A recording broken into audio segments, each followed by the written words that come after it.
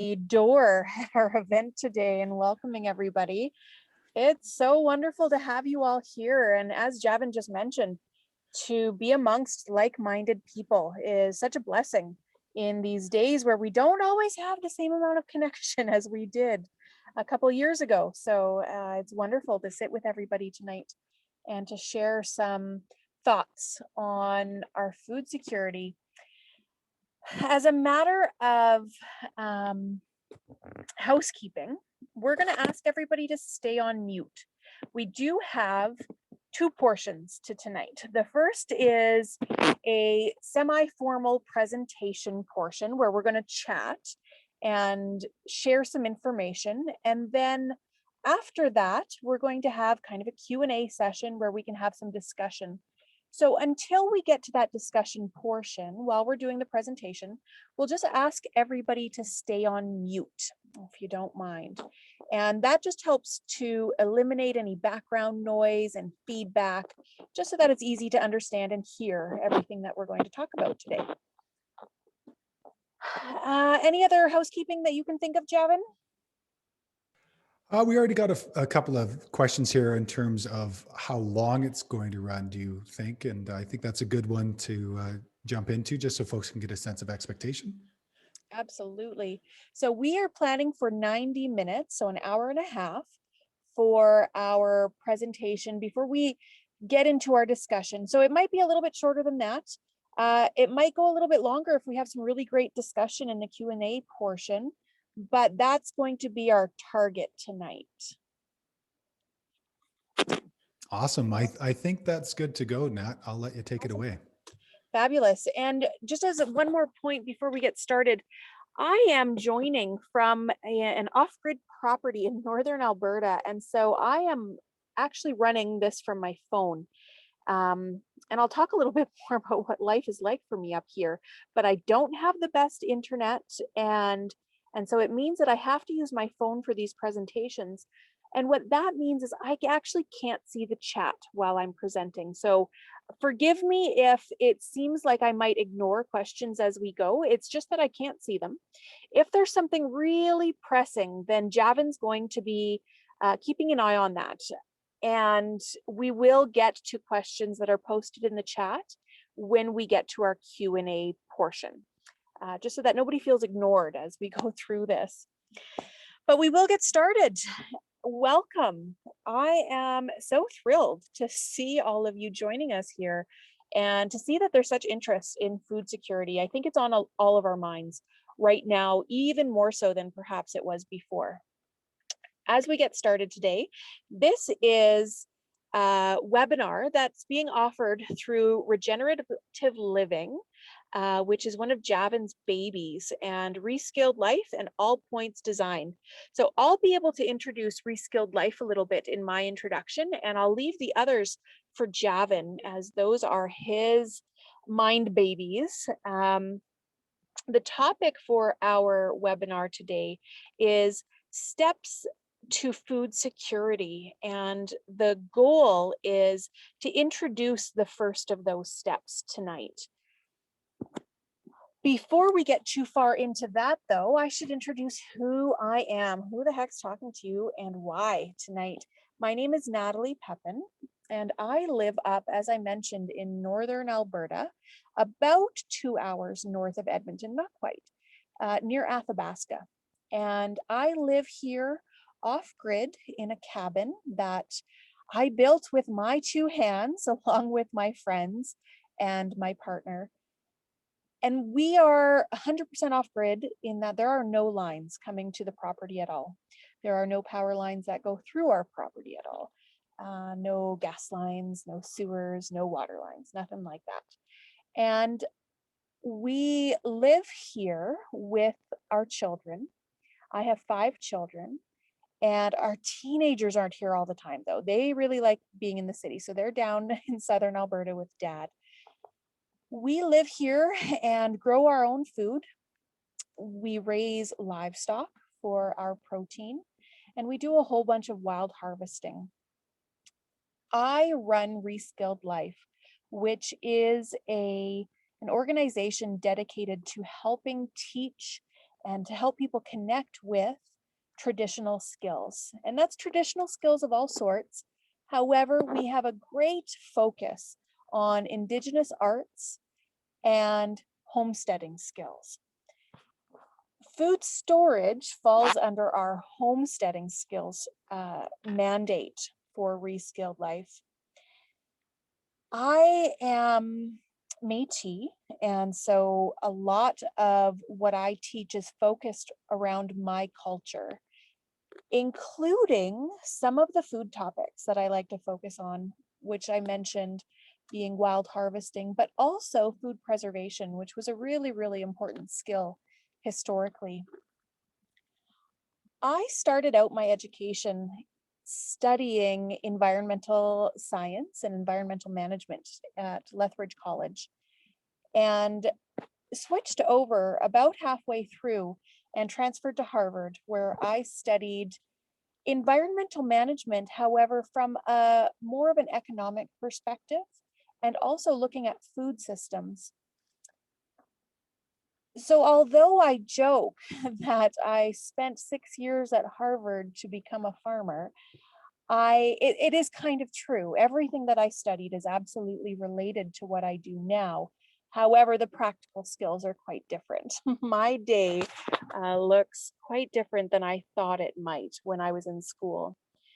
When I was just about to graduate, I had a final project in one of my classes, and it was entitled From Harvard to Homestead. And in that project, I outlined why I felt the best thing I could do with my education now would be to go home and start farming. And I truly believe that that was the best thing that I could do with my time and efforts. And so I had been teaching business in Calgary at that point and moved up to the Tuatna Valley where I live now and started farming and eventually off-grid homesteading, which is what I'm doing at this point. Our family grows all of the food that we need for the year. So I grow and can or preserve and then use a great deal of food from our own property. Now, there's some things that it's just not worth it for me to grow myself, at least not right now. And that would be things like wheat, for example. When I have a lovely neighbor who grows wheat and I purchase wheat by the bushel from him instead. So I have that relationship. However, there most of the produce that I use throughout the year and all of the protein that I use throughout the year to feed my family comes from our little 24-acre homestead. And what I've learned in doing that is that it's a very simple process in terms of the complexity of the tasks themselves. They're repetitive tasks and they're easily accomplished. However, there are very important processes and an order to things that makes it so much easier to preserve and store the food for your family.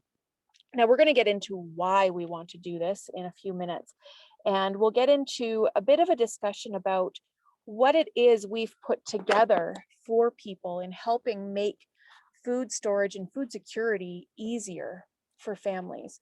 But first, I would like to turn the floor over to my lovely colleague, Javan, who I'm so excited to be sharing the stage, so to speak, with tonight, and also to be co-instructing a program with that we'll introduce you to in just a couple minutes. But for now, I'm going to turn this over to Javan and have you introduce yourself, sir.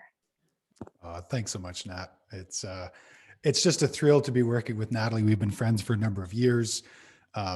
We may or may not have bonded over a night of scotch. I don't know if I'm allowed to say that, but it's not the case anymore. We sure don't drink like we used to. But both of our journeys have been circuitous, have been serpentine, have been just trying to follow the passions that we have and find our way through to where we currently are. I was born and raised in Calgary, Alberta, third generation Calgarian that originally hailed from Wales and the Ukraine through my ancestry. And I was always fascinated by the outdoors. And so I was a Boy Scout at a very young age, and stayed in as a leader for very long, and started to work in environmental education through Alberta Parks. Found my way up to Edmonton, Alberta, and was lucky enough to get in at about I think it was there was a minus 51 Celsius snap. So it was a nice introduction to the area with, 40 feet of topsoil as well. And as I was working with individuals through an environmental education company called Riverwatch, we would take students down the North Saskatchewan River and teach them about water quality. I realized I wasn't having the effect I wanted. And so I took a look at my previous skills. I'd worked in construction for about 10 years with my father. For those of you that worked with your parents, it's more like slave labor, but it's character building, and found myself really interested in natural building. And so I went out to Vancouver Island to One United Resource, OUR, our eco village, and learned about natural building, working with clay, sand, stone, and straw, and was really quite curious and interested about it, and learned it quite quickly because I had a background in construction. And then all of a sudden there was this opportunity at the end of the program to learn about permaculture. And we had somebody who had come to stay with us in Edmonton for a weekend, who was really into permaculture. In a few months later, actually, I had to ask them to leave. And so when somebody said, "Hey, do you want to take a course in permaculture?" I was like, "A course in mooching? That doesn't seem right. I don't think I need a course in that." And found that I would take the course anyways, and it would lead to the last decade of my life. Because once I was into this idea of how do we live long-term on the planet, how do we take responsibility for ourselves and for that of our children? How do we take care of the planet, each other, set limits to our consumption, and redistribute surplus? I was set for an explosive decade where I was able to go to places like Cuba, where I see one of my favorite students from the Philippines has decided to join us for the webinar, and was able to go to Kenya and Uganda and help establish food systems there. And I've really been on a teaching and education journey that's taken me over the last 10 years. And only the last few years, I've actually landed on land that I would be on from year to year, and been able to start to grow my own food. And the nice thing about that is Natalie has been such an incredible resource even for me, because I've learned how to grow food in the tropics. I've learned how to grow food in the semi-tropics. I've learned how to grow food on the coast. But as I moved into colder climes, she has been just a phenomenal resource for this work. I have a history of education and teaching. And while I think this last year we saw a lot of polarization on all different levels and all different walks of life and discourses, I really wanted to start offering courses that were how-tos, that were, how do we do this? Yes, the mentality needs to change. Yes, we need to shift, but how do we actually go and do the thing? And so last year I connected with a colleague and friend, Joe Tobias of Root Shoot Permaculture, or Root Shoot Soils, pardon me, who's an amazing living soils consultant out of the Vancouver area. And we offered understanding and working with living soils. And it was a smash success. We had 29 soil geeks that came together for 12 weeks. We just geeked out. It was Nerdvana, pure Nerdvana every single week. And so now we have that course, and it's complete, and folks in a few weeks will be able to access that course. And as I was taking a look at what's next for this next year, because I also work in this idea of life design. If we don't design our life, it'll be designed for us. So it's up to us to think about the values we want and to live those values on a daily basis. During an envisionment workshop that I ran on December 20th, I thought, well, I really liked working with Joe. Who else would I like to work with? And it's been a dream to work with Natalie for a long time. So I reached out. I said, "Nat, you're amazing at this. Do you want to develop a course?" And she said, "I already have a course and I want to do this." So we very quickly, less than a few months ago, put this offering together that will start on March 19th and walk you through the entire process we're going to describe in a few moments, all the way to September 7th. So if you've ever wanted someone who is I would say Natalie is an A-type personality. She has spreadsheets from beginning to end. Hey, this is how many people I have in my family. This is how much lettuce and beef and all the rest of it I need. Here's how many seeds you need. Here's how many canning jars you need. Here's how much space you need for the canning jars. It's just my OCD smiles at her OCD very broadly. And we're just ecstatic. You can feel it between the two of us to be able to offer this. So this is really going to be through the regenerative living online platform. We currently have this course available. We have another course with Susan Kusno about science and agriculture, how to inoculate yourself against clickbait, fake news, and start to bring science back into your life. There's a number of other courses that will be offered over the summer and in the years to come. But for this course, I just really want to let everybody know it's such an honor to be learning from Natalie. She's such an incredible wealth of information. And Natalie, I'll give it back to you, my friend. Such a pleasure. Such lovely words, Javan. Thank you so much, and for your wonderful introduction. It's lovely to hear such kind words about myself. However, I have to also mention, when I was looking to study permaculture, I very much did not just want to study under anyone, and I waited until Javan came to Edmonton, and that's when I did my permaculture design certificate. And goodness, am I ever glad that that was the case. What an amazing instructor. And he brings information to life and adds such enthusiasm and energy to these topics. And goodness, he's wonderful to listen to. So I'm really excited to be joining along with you for this journey and to be exploring something that we both have such passion about. So thank you again for your introduction, Javan. So I'm going to introduce kind of the topic of the program that we've built. And the reason we're going to give an introduction to this is because the program that we've built is the outline of this process for developing food security for your family. And so we're going to kind of hit two birds with one stone in going through this with the resources that we've built for the program. But before we jump into that, I'm just going to give you a 1,000-foot view of what this family food program that we've developed is. So this is a step-by-step guided journey to create lasting food security for your family. It's one thing to go to the grocery store and just go buy a whole bunch of food and store it in your basement. That's access to food for a period of time. Food security means something much more, though. It not only means access to food, but it means having the skills, resources, knowledge, tools, equipment, and relationships that are necessary to feed your family on an ongoing basis. And so that's what family food is about. It's about developing those tools, that knowledge, knowing what equipment you need, and having all of those relationships and some of the experience in planning for your family's food. This program is online, as most things are these days, including this webinar. And we've really worked hard to pick an amazing platform for offering this program through. And I think Javan did a great job of actually picking this one, and he nailed it.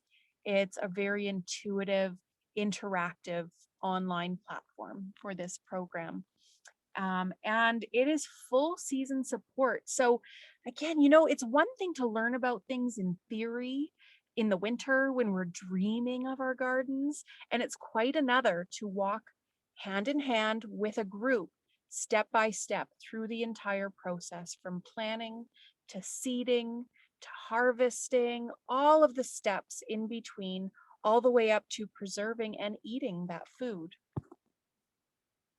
So the steps that we're going to be basing our program on as we go through this process of food security are starting with creating a plan. And this is a bit of what we're going to talk about today, is those first steps of creating food security. And then the next topic that we'll switch our focus to is seeding. And this isn't just seeding the garden, although that is included, absolutely. Once we have our plan, we have to get out into the dirt, into the mud, and grow some food. However, it also means seeding and beginning to develop or grow relationships with other producers in our area, with our neighbors who are also growing food, with all of the other people in our food shed, so that we can have that external food security also. We're going to look at how to care for not only the physical plants that we grow to produce our food, but the relationships. that are so important in our long-term resilience. We're going to learn about harvesting our food, when to harvest, but more importantly, what to do with all that food once you harvest it. It's funny because this past year in 2020, we had so many new gardens grown in the Edmonton region, which was so exciting to see. One of the really common comments I saw nearing the end of the summer was, what do I do with all of this? Because when you're growing a garden for the first time, or when you're attempting to grow your family's food in large part for the first time, sometimes we grow a lot of things that we find out later on that it's actually hard to preserve them, or we don't like the preserved form of them, or maybe we just don't even like that food at all. Um, so we're going to explore, what do you do with all that food to make it usable, edible, enjoyable for an entire year after your garden has been pulled up. And then finally, we're going to talk about how to care for all of that food that you've preserved. You know, I moved off grid from a lovely farmhouse where I had access to electricity and natural gas and all of these luxuries into a property where there was literally nothing. It was a forest when I arrived, and we had to clear land to even begin putting up fences for animals and to begin to build soil from the forest floor where there was about an inch of topsoil when I got there. And because of these conditions that I moved into, I didn't have the best food storage capacity. And it is possible to spend an entire year growing or planning, growing, harvesting, and preserving food only to have it all spoil. It can and does happen. And so we need to know how to care for that preserved food so that it can continue to feed our family throughout the entire year. So we're going to go through that entire process with this program, but there's a bit more to this, and I'm going to turn this over to Javan. He has done a beautiful job of conceptualizing this program, and we're going to go quickly through the 12 sessions that outline these steps that we're going to go through. So again, these 12 sessions that Javan will outline for us, they are a synopsis of this food security building process that we're going to embark on together this year. So I will turn the floor back over to you, sir. Thanks so much, Nat. So as we go through the process, really take in that this is, if you're part of our program, fantastic. If you're not, fantastic. But going through it in a systematic way can really help to build out some sovereignty and some security to be the creator and the created of your food situation. For many of us, we experienced what and how fragile our food system is. There's a funny conversation that our grocery stores only have 3-day food supply, so we're 9 meals away from anarchy is a bit of the alarmist conversation. And yet I think a lot of us saw it this past year, as not so much alarmist as a reality. Our system is fragile, it has lots of bottlenecks. So wherever we can improve upon our food security or our food sovereignty is an important piece. And while the first session that we're going to have on March 16th is a welcome to each other and to a conversation around the course, it's the same first step for you within whatever your food situation is. Introduce yourself to your farmers, introduce yourself to your group buying clubs, introduce yourself to your grocery stores, your neighbors. Start to find connections. I was just speaking with an individual who's in an urban city down is in urban Vancouver. And we're saying, well, could this course be for me? Absolutely. Because if you get 4 or 5 people in your apartment block, you come together as a small collective, and now all of a sudden somebody has space for a chest freezer. You can now buy a half animal, a 3/4 animal. You can buy from a bulk buy and start to store. There are so many ways to go about this. This isn't about Natalie's wonderful, but let's face it, on the far side of food sovereignty, it's about including everybody in the way that you can work and how you can work. Our second situation or second session is going to be about food security, planning, food storage. And I love how we start there. We say, great, where and how much food do we need as a family? And then how much space do we need to actually store that? And Natalie's Excel sheet about the food storage calculator, the storage items, and the planning worksheet goes directly into that. What are all the elements we need and how much space do we need? And then if we don't have as much space as necessary, do we build it? Do we rent it? Or do we just say this year, as we're growing in terms of our capacity and what we're growing on the land, are we just going to do a little bit and then build out? And Natalie can speak to that as well as I. That's how we do all things. We start small, we take a few baby steps, and we move forward. So that food security session will be about planning for your food storage needs, calculating the number of pounds, really getting down to what is the total tonnage we need, identifying the storage and preservation methods that work for your family. It won't be the same for everyone. And then determine how you're going to source all that food, because it won't be the same for everybody. As we move into session 3, we'll get into garden planning.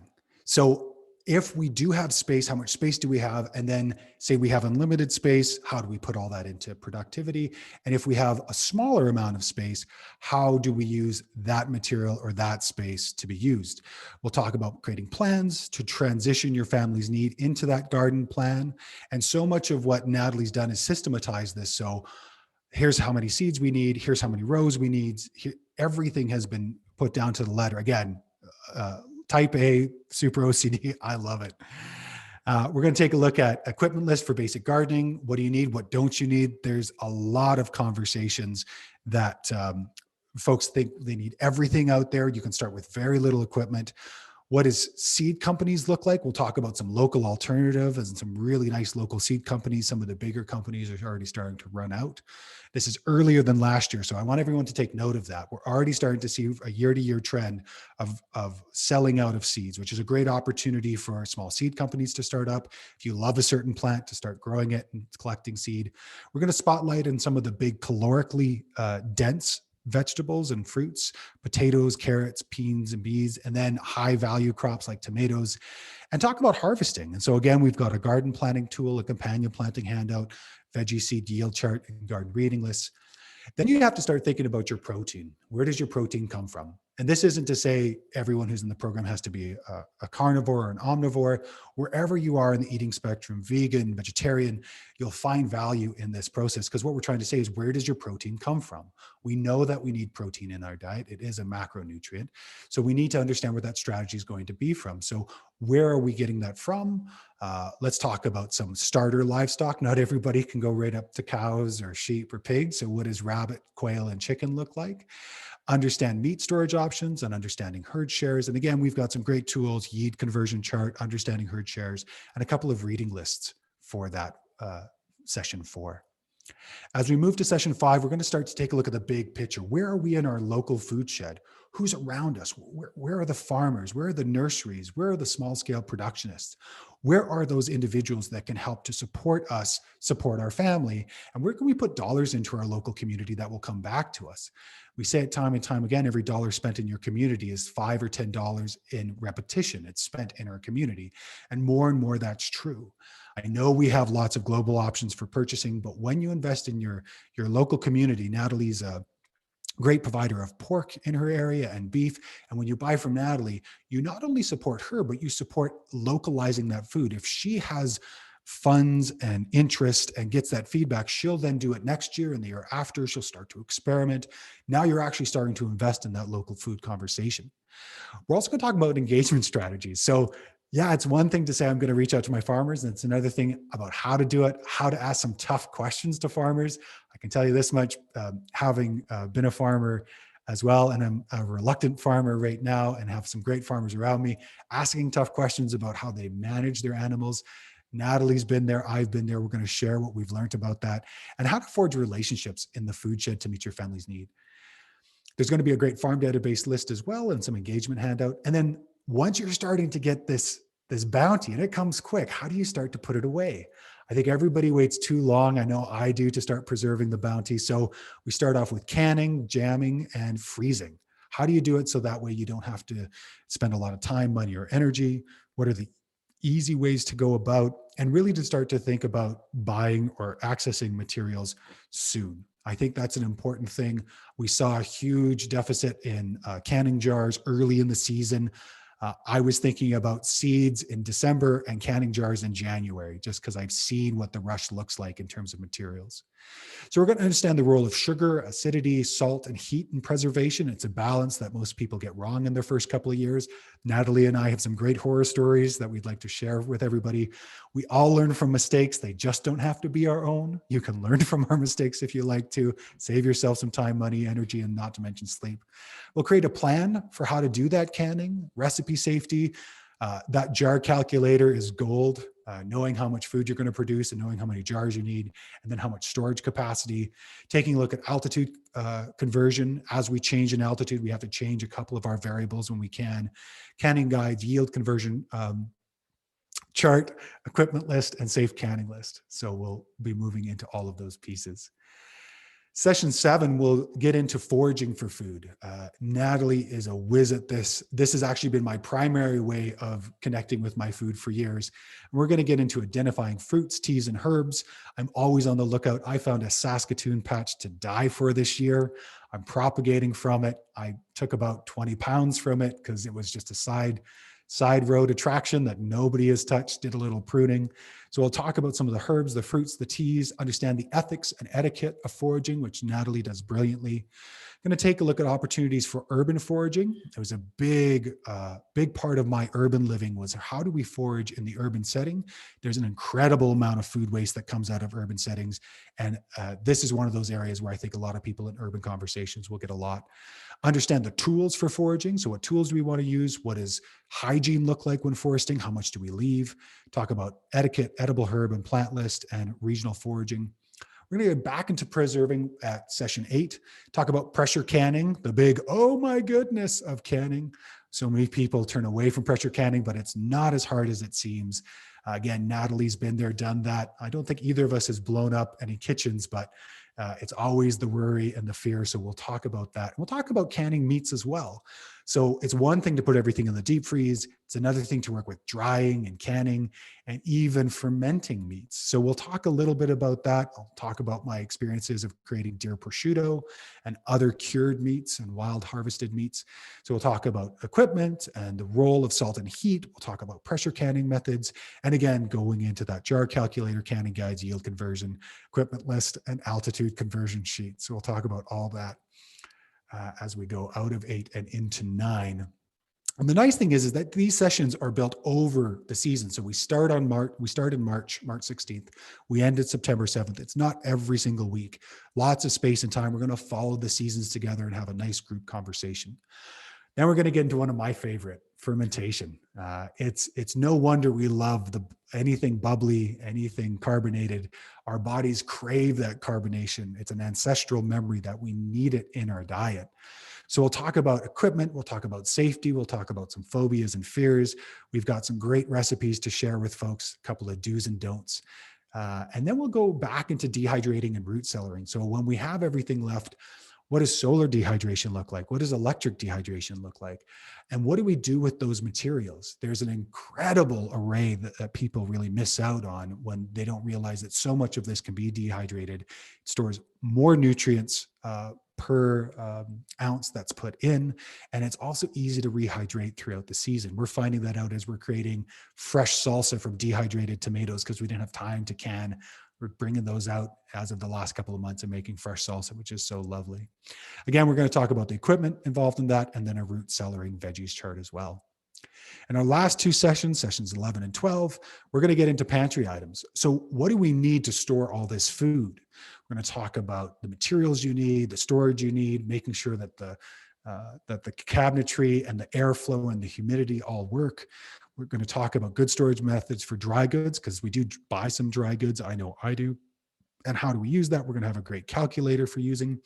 And then finally, using and caring for our food stores. It's one thing to make it all. Let's make sure it's there for the entire season. So we'll go into that in real specificity, not to mention, how do you make meals? Yeah, we've got all these cans, but how many cans do you pull? What are some easy meals and easy conversations? What do you pull out when? So really trying to go cradle to cradle. So that way, when you have all this food in your pantry, you have it ready to go and the family's enjoying it year round. Nat? Wonderful. Thank you, Javan. That was a beautiful overview. And I want to remind everybody, as we've gone through these last few slides in these 12 sessions, this is a process that anybody can go through for their family. So this overview is valuable in helping you frame this whole process of developing food security. Now, for today, I want to just remind us of this quick process, and then we're going to dive into some of these steps. So the planning portion, which is, remember I had that plan, seed, grow, harvest, preserve, and eat, which is the full cycle of this program that we've outlined. The first step is planning. So when you're looking at your food security, you need to have a few elements present. The first is setting a goal. I know I'm a very goal oriented person. I need to set goals regularly. I have lists of goals. I have lists upon lists. I have micro lists and macro lists. And that's, as Javan has pointed out, just my personality.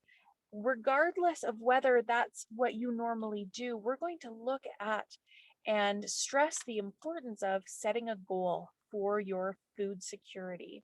So we're going to talk about that today. And then you also need to figure out, where am I starting from? What food do I already have? Do I have a small amount of food storage in my home already? What is it that I'm storing? You might be surprised at some of the things that you already have in your home, that perhaps they could be stored in a better way, or perhaps you could have a more complete understanding of what's in that pantry, but it's already there and it's contributing to your food security. So we need to know what that is. After we have set some goals and we know where we're starting from, so we have an inventory, we are going to begin to map the path or the journey from point A to point B. So point A being where we're starting from, and point B being that goal that we've set. And so we're going to use a process called backcasting to develop a map of how we get from one point to the other. Then we need to get organized. We need to make sure that we understand the steps that are going to take us from where we are to that goal. And we need to gather everything that we're going to need to take those steps. And so that can include tools like gardening tools, or a canner and some jars. It might include a piece of equipment like a freezer or a dehydrator. Maybe it includes Ziploc bags. Depending on what your goal, it's going to look different for each family. However, we need to have a good understanding of what those tools and equipment are that we need. Also, in the list of what we're going to gather is skills. There might be some basic understandings about growing a garden or managing food that you need to develop. And that's what the program that we are going to be walking people through is all about. However, not everybody's going to be joining us. There's a limited number of places in our program, and we want you, regardless, to be working towards your food security.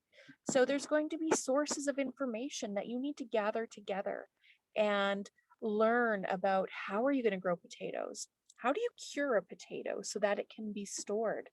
Unfortunately, when we pull them out of the garden, those lovely round nuggets of deliciousness, they don't store very well if we just toss them into a crate. So what do you do? That's something that you could learn as a skill. It's also beginning to gather those relationships with those that are around us. So this is the first step, the planning step in working towards your family's food security. The very, very first point of getting motivated and understanding what it is you're working towards is so important. I love, in the dead of winter, dreaming about my garden, because in the dead of winter, it is so motivating to think of warmth and green and fresh food. And so that's when I usually start going through this goal setting process. Now, where I am, we still have several inches of snow. I would say probably 6 to 8 on the ground. And it is melting, but it's still white outside. So for me, this is still the perfect time to begin to dream about what does food security look like for my family. Now, the goal setting and dreaming that I do at this point in my life is very different from what it used to look like back about 10 years ago. Now, I started preserving food and working towards our family's food security about 2 decades ago. So my oldest child is 16 this year, which feels remarkable and unfair to me. Um, but back then, so before my first child was born, I began to realize that food was just it was just one of those basic important things that I wanted to figure out. So I started to learn how to grow a garden. And I had seen my mother grow tomatoes and corn back in Manitoba. And I had seen my grandmother and my great grandmother grow food also. But it wasn't really a substantial garden. It was more a kitchen garden with some herbs and cucumbers and tomatoes, those fun things to pick throughout the summer. And I started out by developing an idea of, you know what, I love salsa. I had the goal of learning to make salsa because I eat a lot of it. And so this was one of the first things that I ever learned how to do. The second was making jam because you know what? I also have a sweet tooth.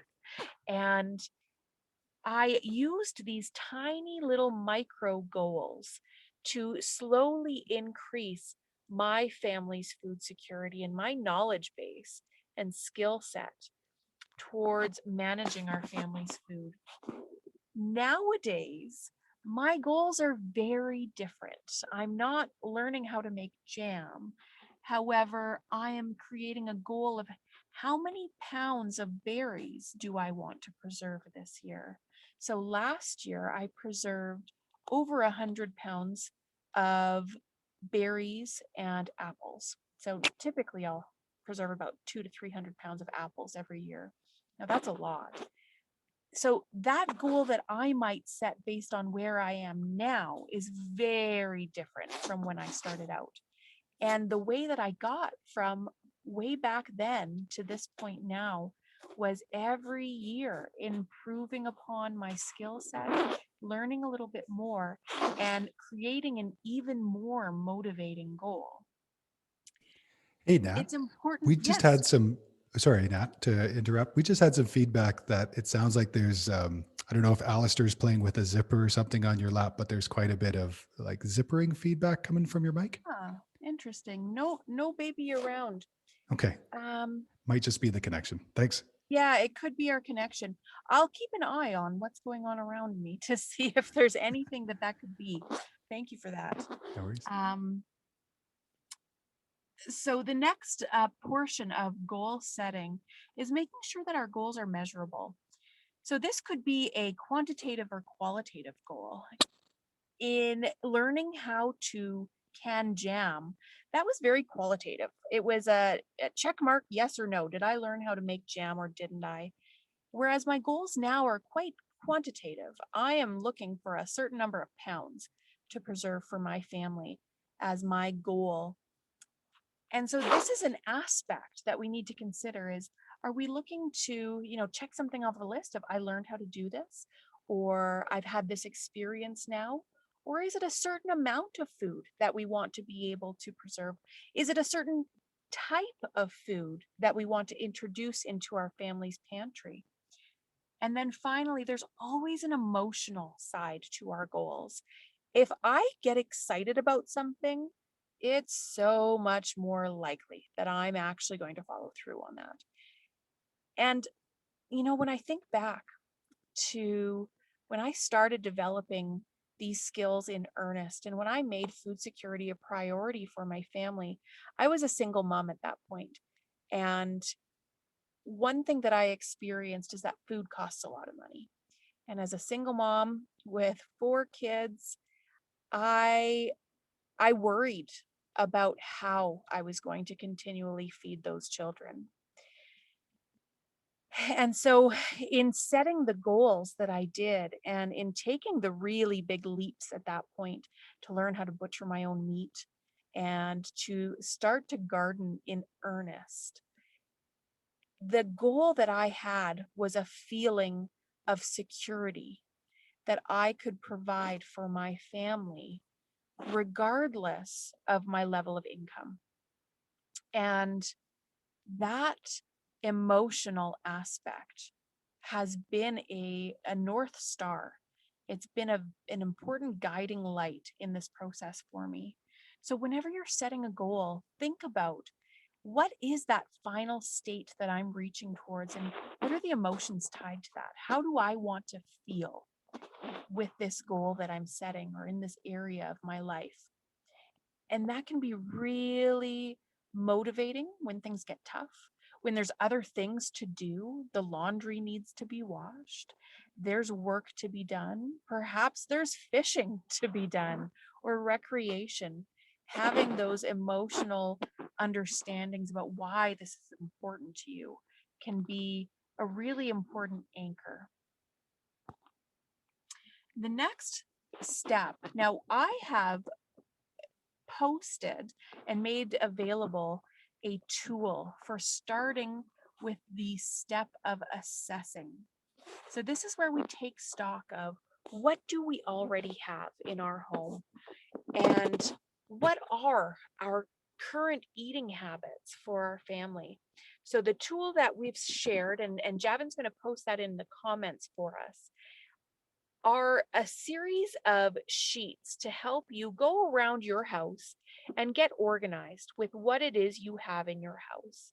So, the way that we use this is as an inventory assessment of where we are starting from. And we're going to go over the actual tool or how it works here in just a second. The next aspect of assessing your family's current state, where you're starting from, is to understand what your food needs are. How much food would it take to feed your family for a year? This is a really illuminating process, actually, to figure out how much food do I eat on an annual basis. We might have a concept or idea of how much food we eat in a day or at an individual meal, perhaps even in a week, because when we go grocery shopping, it might be for a week or two at a time. And so we have an idea of how much food it takes to get us through these shorter time spans. However, when we look at a year, it's a really interesting process to think, wow, I need 200 pounds of potatoes to get me through the year. Or in the case of my family, it's closer to 400 to 600 pounds of potatoes. And what does that look like? How many sacks of potatoes is that? We're also going to encourage people to look at their current purchasing and eating habits. And there's a few ways to go about this. You could be monitoring your grocery shopping over the coming months and just looking at what am I buying? How much of it am I buying? How often? And what are we actually eating of the things that I buy? Now, we all know that in North America, we waste a lot of food. I have experienced this firsthand. At one point, when I was living in Strathmore and working in Calgary, we made a concerted effort to buy everything organic. And when you're paying that much more, or at the time it was a lot more for food, preserving and conserving that food becomes of utmost importance. And it became really important to me to understand, what are we not eating so I can stop buying that? What are we wasting and how could we stop wasting that? So, this is all about looking at your family's current eating habits. And then we need to take an inventory of what current skills do you have? Do you know how to grow peas and potatoes and carrots and tomatoes and all of these things? Do you know how to raise some protein for your family? Do you know how to foster those relationships that are necessary with your local farmers or vendors? So we're going to take stock of all of these things at the outset of our journey towards food security. I'm going to just describe a little bit about this assessment tool that you can download online for free and go around your house and begin to take stock. So this is a little screen capture of a part of one of these sheets in this assessment tool. And it has a whole bunch of categories. Now, if we were to go through our kitchens right now without any tool, just a piece of paper and a pen or a pencil, it might result in a very long list of the types of things that we have in our pantries and our fridges and freezers. And if you're anything like me, you'll start in one cupboard and simply work through to the next cupboard and then go to the next cupboard. And I'll make my list in that way based on cupboards. However, when we're grocery shopping or planning for our family's food storage, we're not doing that based on where things are stored in the kitchen, but rather in these categories of food. And so this assessment tool, this inventory list, is divided up based on these different categories. And it has some ideas, and you can add to these based on what you have in your kitchen and in your pantry. However, it divides everything up into categories and then lists a lot, and I mean a lot, of the common foods that you will find in our North American households. On that list, there's different columns for you to record some information. And this is all really important information. So the type of food, is it frozen, canned, or dried? How much of that do you have? So this number, it could be an estimation of the number of pounds. It could be the number of cans that you have, and then any notes. So you might say, I've got a case, or it's going to expire in 5 days, or it expired 3 years ago. And for some foods, that's an issue. And for some, it's not that big of an issue. And so you've got a spot to gather all of this information about where you're starting from and to store this information so that you can use it down the road to make some educated decisions about your family's food plans for this year. In this food assessment tool, we have a section for dairy and fruit, vegetables, meats or proteins, and also carbohydrates. So things like grains, cereals, bread products, stuff like that. And so filling this out is going to tell you a few things. First, it's going to tell you, how much food do I actually have? Do I have 3 days worth of food in my house? Do I have 2 weeks worth of food in my house? And starting out, my goal was to have an extra payday's worth of food in my home at all times. And it took me a while to get there. I didn't have a lot to spare when I started working on this in earnest. However, I would buy a little bit more every payday. I would buy things in bulk a little bit more often, and I just put the excess aside that we weren't going to use in that 2-week period. And my goal was to get to it enough food to feed my family for an extra 2 weeks beyond the payday that I was shopping for groceries. And then eventually, my goal became to have enough food to last our family for 3 months. And then it was for 6 months. And now I'm at approximately enough food to store for my family for about 2 years at a time. And now when I started working on this in earnest was about 8 years ago. So that's when I stopped dabbling in food security and started making it a priority. So over the past 8 years, I've gone from not having any more than enough food to get us through a couple of weeks to having a couple of years worth of food. And for some things, it's a little bit less. For some things, I have enough to get us through to the following season, like peas. I can never grow enough peas to can. And so we have just enough until the peas will be ready again this coming season. And for other things, I have multiple years stored, especially when it comes to our dry goods. So this tool of seeing how much you have in your house is the first step towards increasing that food security and those goals that you're going to set. With this tool, you might realize I have 6 bags of pepper already in my pantry. I don't need pepper for a few years. Or perhaps garlic powder, check. I've got so much of that. Or you know what? I didn't realize how many cans of tuna are in my pantry. Like, we don't eat tuna that often. I mean, in my family we do, but perhaps yours doesn't. And so you're going to know what's there. This is also a really great time of year to be going through our cupboards because spring cleaning's a thing. It's a great opportunity when you're doing this inventory to do a quick tidy and see how much space you have in the kitchen also. So this assessment tool is going to provide you with those opportunities to see what you have and have an idea of how much food you already store. You're going to have an idea about your family's eating habits from this, and also start to perhaps getting organized and tidied in the kitchen.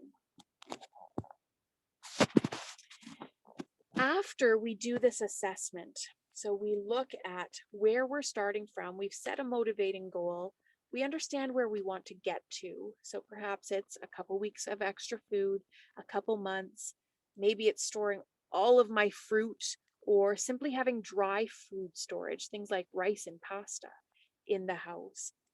And then we've figured out where we are starting from. So what we already have in the pantry, what skills we already have, and what equipment and tools we already have. Then we need to figure out, well, what do I need?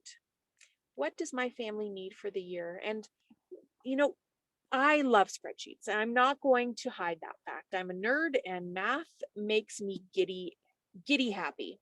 However, I know the value of learning to use these spreadsheets in an organized and effective way. So with all of these steps, I've created calculators and tools to help plug basic information in. For example, how many people are in your family? And what the tool will then do is spit out, okay, so for 5 people, this is how much you should have stored for grains.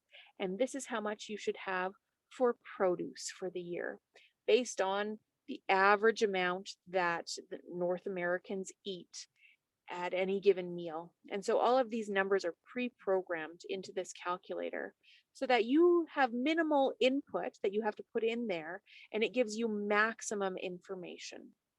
So that would be the next step, is to calculate what are your food needs for your fruit, veggies, proteins, and pantry staples. And then how much of those food needs could you meet on your own? So this calculator does a great job of breaking that down, but you don't need the calculator. You can do this with a pen and paper. You can estimate these things also. So there's basic calculations based on how many people in your family, how much food that you eat, and it's a matter of multiplication. So you can figure out for in your specific case how much you're going to need, and then look at what foods are you going to make up those caloric and dietary needs with. Some families adore carrots and kale. Some families don't. It might be corn and tomatoes. Whatever your family's favorite food sources are, or whatever you can get away with feeding your family, whatever they enjoy, You're going to build a tailored, customized list for that total food needs for your family. You're going to divide it out into, well, and here's the things that my family actually eats that I need to make up that total number of pounds of food with. So that's the next step, is dividing it out, breaking it down even further into greater and greater detail. Now, as Javan mentioned, eventually we want to get to the point where we know not only how much food we need for the year and what fruits, veggies, and meats we're going to use to make up that total amount of food, but how many seeds do I need to grow the number of carrots that I need, or the number of potatoes or onions that I'm going to need for the year? And then how much space is that going to take in a garden? So we're adding more and more detail as we go and flesh out this robust food security plan. Now that's the overview, and I want, before we get into Q&A, I want to just open it up to Javan also to jump in and add any detail that he thinks that I might have grazed over really quickly. Now, we've tried to keep our time, and I think we're actually on time, which is amazing for us for this presentation portion, for us to jump into Q&A. However, if there's anything I've missed, Javan, I would love for you to take a few minutes and add any thoughts that you have to that process. Yeah, there's an amount of excitement that comes from starting to take a look at one's food, because there's a responsibility that comes out of it. So when I started to take care of my own personal food supply, and then when I got into a relationship and had these lovely bonus daughters that came along with the relationship, they're not stepdaughters. That's a whole bunch of connotation. They're just bonus and beautiful and amazing in my world, and have been adopted into this family. I had a bigger amount of food to take care of. And while I've said this a few times, I don't want this to be an alarmist conversation. There's a lot of writing on the wall right now in terms of the supply chain, in terms of where food prices are going right now. Food prices in Canada look like, for a family of four, is going to raise at least $6.95, if not more. We're seeing commodity markets change rapidly. We're seeing the supply and the type of food that is coming into our grocery stores and into our supply chain dropping. My partner's in toxicology, and it's amazing what is found when the testing of clients comes in, and how much glyphosate is in their system, and how that affects their kidneys and their livers and their neurology, because it is a neurotoxin. It's just shocking what it does. It creates brain fog and chronic fatigue and a lot of things that cannot be addressed in the modern medical system because it's hard to diagnose. You're not be given your just due within that medical system. People are saying it's in your head. So there's a lot of secondary and tertiary reasons to be involved in this, and start where you are. One of the things when I work with students, I teach with Oregon State University, is grow your own mint this year. Mint wants to grow. It has a wonderful life ethic. As long as you keep it contained, keep it in its container, make sure it doesn't get out into your garden or somebody else's. Every single person on this call could grow their own mint for a year for a family of 17 easily. Not a hard thing to do. And then as you skill up and out, you start to take a look at, well, is it possible to get my dry staples? Is it possible to be part of buying clubs? Is it possible to get individuals involved so that way we can purchase a quarter cow, a half cow, 3/4 of a cow, a whole cow, a pig? Whatever it is, how then do you adopt that? And Natalie's process of having motivating goals, make sure you know what your values are, backcasting from that, getting a sense of, what do I have on hand? What else could I access? What are the relationships I have? Is a really step-by-step process. It's, where do I want to be in a year? And what's the first year look like? Doing all of our jam? Great. Doing all of our own mint tea? Fantastic. Maybe starting to have a bit more meat on hand that isn't just a steak in, a steak out from the grocery store. Awesome. But the other thing, which I don't know if Natalie touched upon, is the cost savings. regularly, depending on the item, I'm somewhere between 20 to 50% cost savings of what we pay in the grocery store. And it's almost always organic, or it's almost always uncertified organic, or I like to call it uncertified rational, because sometimes organic food is not that rational in terms of its production. But there's an opportunity there to bring that into your family's food system and to hold on to that. So that way that rolls over into the health, to the benefits, and to the individuals that are closest to you. So now I think you hit everything. I just wanted to have a little rant there. So thanks for the time. Wonderful. Thank you for adding that. Yeah. As Javan said, we all start somewhere. And starting with mint is a beautiful example of we do what we can and we take steps. You know, uh, the the the saying of how do you get from one place to another? Well, one step at a time. No matter where you're going, it will be one step at a time. And so that's a great reminder. I would love for us to have a discussion about food security and building your family's food security. And it might be looking at goal setting or assessing where you're at right now. I would love to hear what kind of questions everybody has and see where the conversation goes. So I will check in the chat, or Javin, if there's any specific questions that you've come up with that have been shared, I would love to hear those. Hmm. And if you have a question, there is a raise your hand function in Zoom, so we could use that and keep it nice and tidy and organized. Yeah, so two options. If you have a question, you can pop it down in the chat and I can read it out to Nat, and she and I can answer. Or if you would like to raise your hand and just speak, that's totally fine as well. You don't need to be totally textually based. So we do have two questions already. Nat, we've got from Alana: knowing how to do this is wonderful, but how do we make this kind of sustainability possible for families who do not have the land or the financial resources to get enough land with which to grow enough food? And Nat, I know you've been in that Yeah, situation, so I'll let you take that yeah. first. Yeah, and you know what? It felt like an insurmountable problem when I was an urban dweller and, was working my office job and a single mom with a bunch of mouths to feed and just not a lot of money left over. It was, it felt like I was never going to get there. However, a little bit was used every time I went grocery shopping to add a bit to my food security. And what I learned in this process is I was saving money by doing this. So I began to prioritize what I would buy on any given grocery shopping trip. So instead of buying a small package of rice, I would buy a 20-pound bag of rice.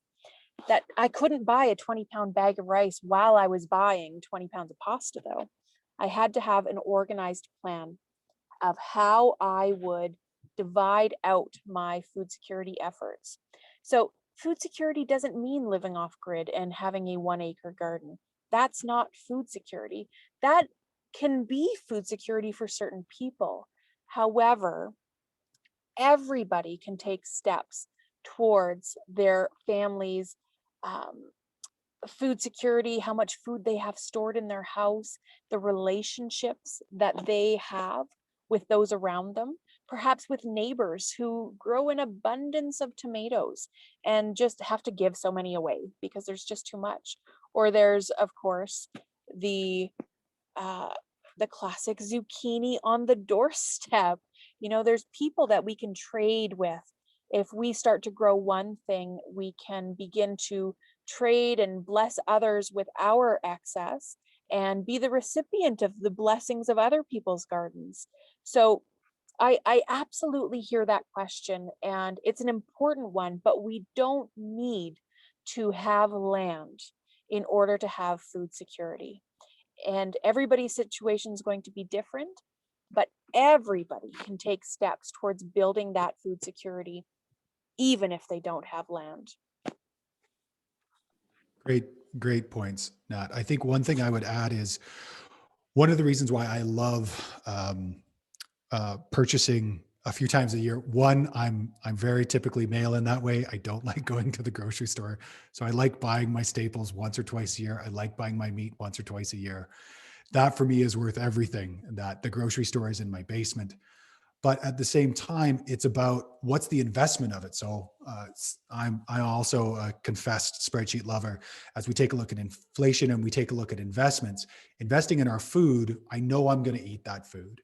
I know it's going to be eaten throughout the season, and especially if I if I buy pork, if I invest in friends who are doing sausage and smoking and all the rest of it, it's incredible what the value of that is.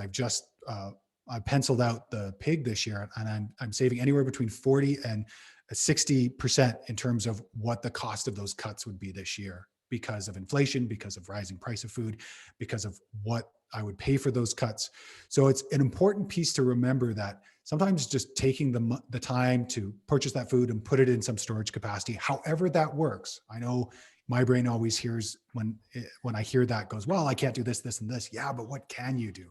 Where is the solution? Where is the possibility? That's a really important piece in that. So I think that's valuable for everybody to keep into the conversation. And we're getting some great comments in here. Teen is talking about, I learned last year as a first-time gardener about having 5 zucchini plants was a bit much. All of our neighbors got tired of zucchini gifts, as so many do.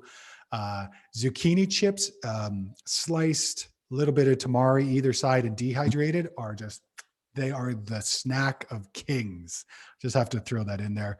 Alana, we forage and rescue fruit from neighbors as well. Good answer. Most people I heard before only talk about the growing bit rather than the idea of buying extra staples every time. Yeah, it's always starting where you are. Where can I get extra? Where can I support others? Rose, CSA food shares sometimes are free in exchange for work. Absolutely. I had the same zucchini problem last year when we froze it. So lots of great answers coming in. So thanks for that, everybody. I just want to, and actually there was one from Alicia. Another great option is asking neighbors who are not using their garden space or front yard to see if they'd be allowed to be grown on it.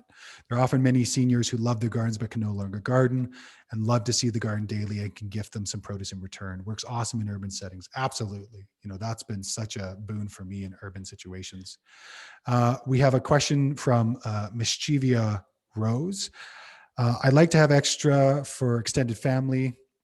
Or actually, this is a comment. I like to have extra food for extended family or families in the community, but I'm not sure how much I should store for these purposes. 3 in one household, one son married with child, and another brother who's food insecure. Any advice?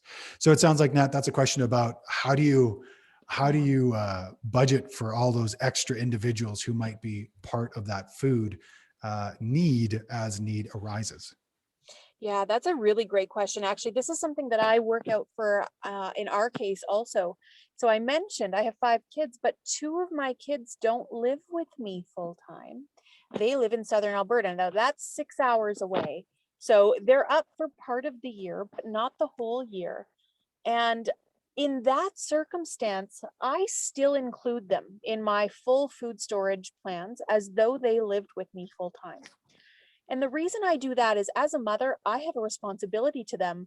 You know, even if they're staying with dad right now, if something happened, I absolutely have responsibility for those 2 humans. And so I plan for that full responsibility. Now, when you're looking to include others within your food security plans, you might have a few different factors in figuring that out. The first would be, how close are they to you? So that might mean, how close are they to you in terms of how many times do they visit you throughout the year? Do they live in the same province or the same city as you do, or same region? And also, how likely is it that they might be reliant on you for some of that food security? So if you have as you mentioned, a brother who's food insecure, that sounds like a good person to start incorporating into your planning. But how much do you allocate to that? That's a harder question to answer because it depends on where you're at in your food security journey. So for something like adding extra portions on your food planning calculator for things like rice and pasta, that's easy to do because it's actually a few dollars extra per year for those things when you're buying in bulk quantities. So if you're already buying a lot of those things for your family, it doesn't take much to add a little bit more for one extra family member who might be reliant on you. However, when it comes to things like making pickles or extra jam and salsas and all of these other lovely summer bounties, then there might be a little bit more of an analysis to look at, well, how much of that person's food security is my responsibility? How much is their responsibility? I might have enough to keep them alive in a situation, but maybe not to meet their every taste desire. And and so all of this is going to be really, really individual, but it's an important thing to consider. And I want to throw one other thing in there is that you might want to trade some things. So maybe you're going to grow extra so that you can barter for other things that you don't make. So that might be something that you include in your food planning for the year also. So that was a really great question, and thank you for that one.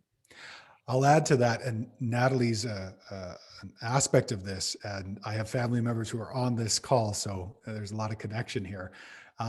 I turned most of my gifts over the last couple of years into food security gifts, where I would buy a food box from Natalie. I would send it down to my family in Cochrane and Calgary, get them a sense of what it's like to have local meat, what it's like to have local food. And that was a way for me to include them without the 12, 13 hours distance between us. I do hold extra for about a year and a half in terms of my food supply. So there is always the ability to connect with that. But generally, I try to get them involved on their own level so that way they can take care of themselves where they are. And then I make sure I always have extra. So I know that there's a few people who are having to leave, and I've gotten some conversations here. So I just want to make a quick conversation about the course, and we'll come back to questions. So as Nat has this last slide up here, the course starts on March 16th. It goes to September 7th. As of Friday, we'll lose the early bird price. We've extended it because of this webinar for anybody who's interested. But as of Friday, it's going to go up to $725, up from $675. So it'll increase by 50 Canadian dollars. And then it will be $725 until March 12th. So if anybody is interested in the course, I have put the link in the chat, and I'll put it in there again.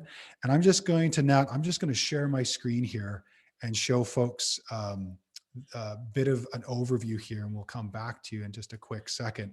But basically, what we have here is an opportunity for anybody who's interested to jump into a course that's from cradle to cradle, from beginning to end. If you're worried about your food, if you're worried about your protein, if you're worried about how your food will come by, these are examples and hard-won lessons that Nat and I have, and also my about 1,200 students I've taught over the last decade, and 3 or 4 dozen clients.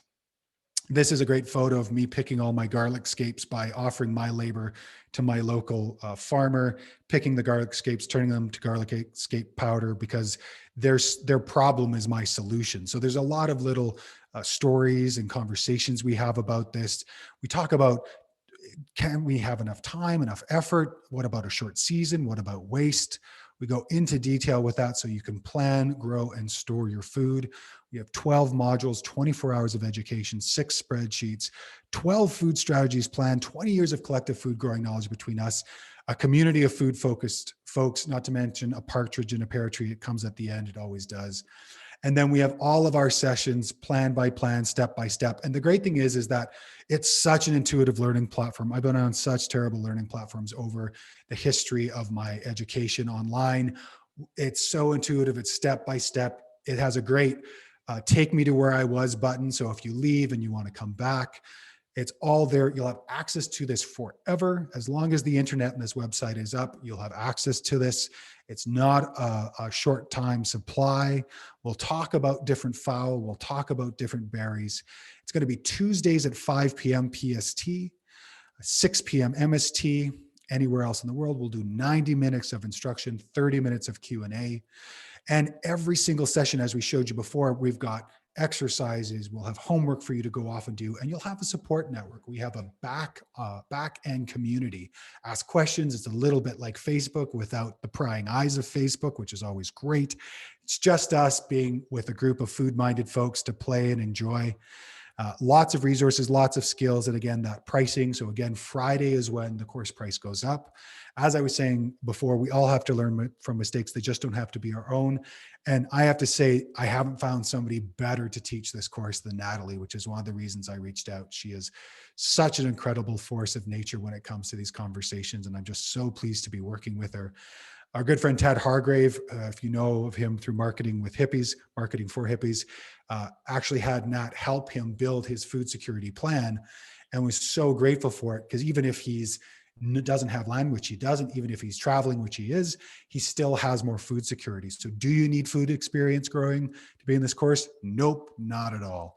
Do you only have a balcony should you take this course? Absolutely. This is about food security, food sovereignty. This isn't just about the growing. That's an aspect of it, which I think a lot of other courses focus on. This is from cradle to cradle. This is from seed to plate and all the way back again. Will we help you source seeds and materials? Absolutely. Can you message us with questions? We hope you do. You may have noticed we like talking about this. So this is an opportunity for our geekery to become manifest in words and form. And again, will you have lifetime access? Absolutely. The one thing I wanted to point out here, and this is an important piece that I don't think everybody gets, is, over the past 10 years, I've invested $176,000 in education, in experience, in failed gardens, and failed food forests, and failed orchards. Nat's far smarter than I. She's only invested $79,000. And so what we're doing is you can take that $250,000 of investment and distill it down to basically, if you're taking a look at it, you're getting $10,000 worth of value for just $32 an hour of what you put into it. So it's a really good exchange, a really good return on energy investment. And it's a great opportunity to be with like-minded folks. So I just wanted to take a moment and tell everybody that and show everybody that, because there's so much that you could do in such a short amount of time. So Nat, is there anything else you wanted to add there before we go back to questions? No, that was beautiful. Thank you for that. I was actually just perusing some of the questions while you were talking, Javan, and there's a couple that I wanted to address. The first is, how much time does it take to go through this process on a weekly basis, perhaps? And it doesn't have to take a lot of time. It depends on what your goals are. So if your goal is to have a more robust dry storage of things like staples in your household, then the amount of time that you're going to spend doing that is not going to be that high. But in terms of how much time does it take to go through these tools in this planning and learning process, for the class itself, our sessions are 90 minutes plus Q&A. And then going through the homework and the tools and all of these resources that we have would be about an hour to 2 hours to complete, the food planning calculators and all of that. But beyond that, it depends what you want to accomplish. If you want to grow a massive garden, that would be part of your food security that we're addressing in this program. So it could be 20 hours a week. It could be 1 hour a week. It really just depends on where you're starting from and what your goals are. But in terms of the program itself, we'd be looking at, and this isn't weekly, it is divided out into 12 sessions over the entire growing season, starting in March until September. So on a weekly basis, I would be guessing at about 2 hours, including the class, including going through all the planning tools, developing your strategies around food security. And it could go up from there. The sky is the limit. So that was to address one question. And let's go back. Nat, I might jump in with two different questions we have here. Sure. Yeah. One is about the course, and thanks so much for everybody who's saying the price of the course is great. We really wanted to make it as accessible as possible. We're still valuing the time that we put into it and Natalie's incredible resources, so I appreciate that. Is this course every year? We don't know. We'll see how year one goes. We'll see if there's the love and the interest to make year one happen. We're pretty close to making that happen. And then the course will be available as a perennial course. So if you can't make it for the live sessions this year, or it just doesn't fit with your schedule, there will be an opportunity to purchase the perennial course on the website, regenerativeliving.online, and you can come back to it as much as you like forever and ever. So you can come back to it, use the tools, the resources, etc. Will we do it next year? It will very much depend about how this works this year and where we're at. It's always an opportunity. The way that I've set this website up is all these individuals are doing live courses. Susan Cousineau, Joe Tobias. We've got a couple of incredible instructors on the way. And there's always an opportunity to add more material to that, but those courses will always be available perennially on the course. So I just wanted to touch base on both of that. And we had another conversation here. I just wanted to touch base on pretend you're shopping for land or for land other than in your neighborhood. Will I be learning what I need in order to cultivate wherever we are transplanted, AKA unfamiliar territory? Absolutely. So the nice thing about this course, because of my experience over the last 11 years working in pretty much every biome in Canada and North America and internationally, is I've had experience everywhere. And so if you have a question or comment, this will apply anywhere. When you start will be different. So as Nat and I were talking about this course, we're like, we're a little bit late for the folks on the course on the coast. And that's true. But at the same time, you can dial this forward in time. You can dial this backwards in time. But the planning, the what do we need? Where do we need it? How do we need to go into it will be anywhere. In places like the tropic where Jim Boy and others who've been able to jump on the call from, there's a different strategy. You can grow year round. There's different issues there. Most of their nutrition is in the air, whereas our nutrition in temperate climates is in the soil. So the nice thing about my educational background is any question that comes into soil health or into design, you're welcome to ask it. You also get my design brain in this course and Natalie's design brain in this course. So we get to offer all of who we are in this course.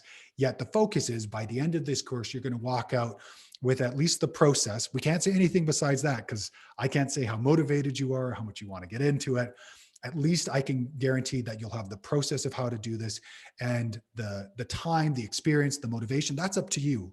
I can never give that to my clientele. And whenever I take them on for whatever work we do together, be it life design or land design, I always have a guarantee of outcome. If we say that we're going to come together and you're going to know your values by the end of this, you're going to have a values-based decision-making context, I guarantee that we'll do that.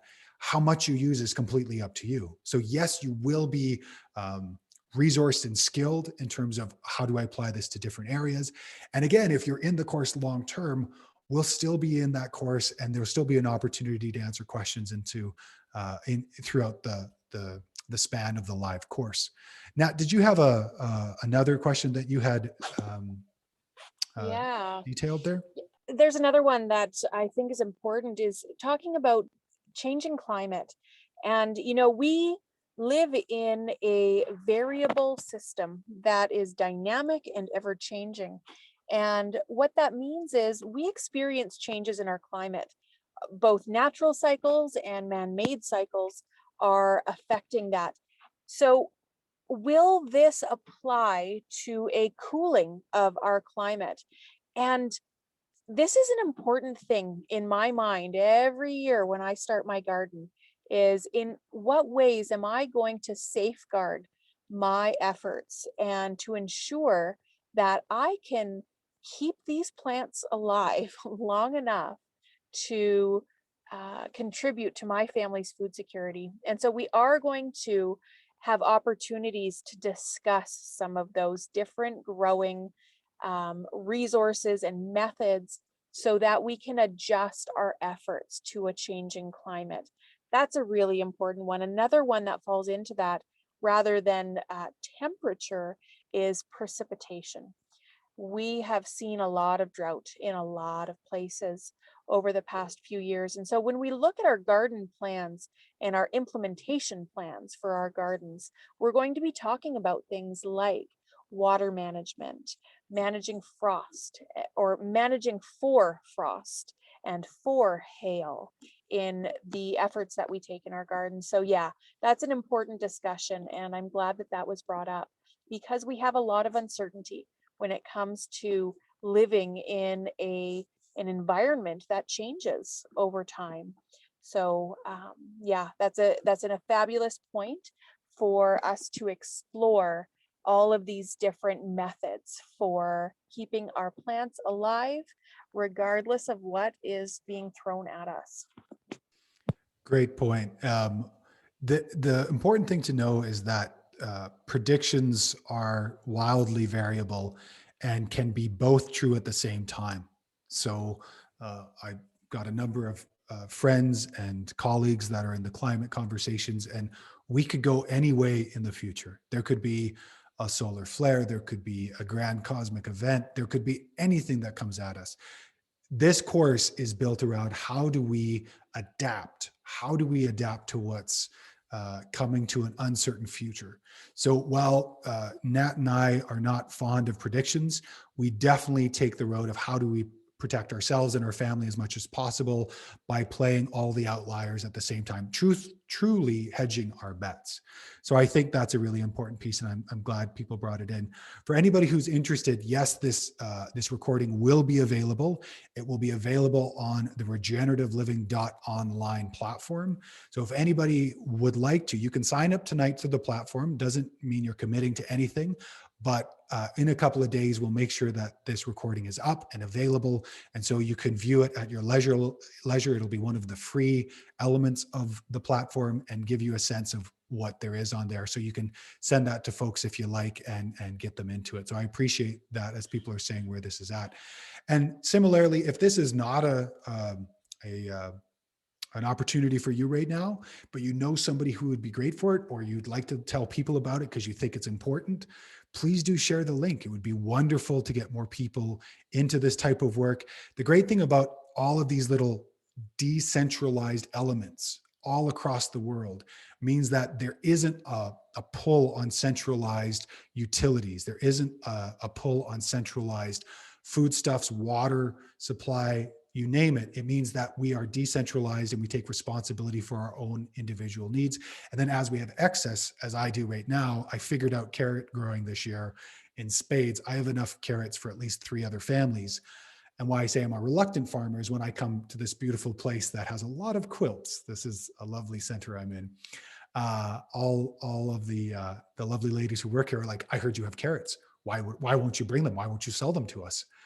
And it's a wonderful place to be in, to where you can bring down bag after bag after bag of carrot in March, because they're still in the ground and still wonderful and crisp, to give everybody else or to sell to everybody else and to be a resource. So decentralization is an incredibly important thing to move out of these centralized aspects of cities. And otherwise, it's not a popular opinion that we've really over-centralized and fragilized our systems in cities. But I think as we decentralize and take more responsibility for ourselves, we increase our resilience, and we also increase our happiness, because, lying in bed and going, I got food, or, hey, I could make a snack out of my favorite foods, is an incredible opportunity. Or, hey, I've changed my palate, or, hey, I've produced enough kale chips for my entire season, so every single game night has all the pieces I need. It's really fantastic, and it can't be overrated in terms of quality of life. Nat, I think we're at 7:05, and I think we'll keep to our conversation unless there's any other super outstanding questions you really want to address. That sounds good to me. I like being timely, so I support that decision. I really hope that there was some nugget of value in this for everyone, whether it's in the outline of the process of building food security, or just helping spark your thoughts to get started on building your family's food security. I am so happy to see so many faces here. And as Javan mentioned, you can get onto this platform and interact with us and other people who are passionate about this. And there's no cost to do that. You can just plug yourself into all of that. And so we'd love to see you there. We'd love to see you in the program or just on social media. to continue these important conversations going around building food security for our families. So thank you, all of you, and thank you, Javan, for being such a wonderful energy to add to this process. It's so lovely to have a co-host of your caliber for this. So thank you for all that you've put into this. And thank you to everybody who joined us. Shucks, Nat. I really appreciate that. It's right back at you. Thank you so much, everyone, for joining us. Thank you for your efforts in the world. We need more of it today. And we will hopefully see you in the course, or we'll see you in life or online. Have a lovely night. Have a lovely evening, and all the best to your growing and food season in 2021. Thanks, everybody. Oh, thanks so much, folks. I'm just seeing the comments now. Yeah, lovely. Thank you so much.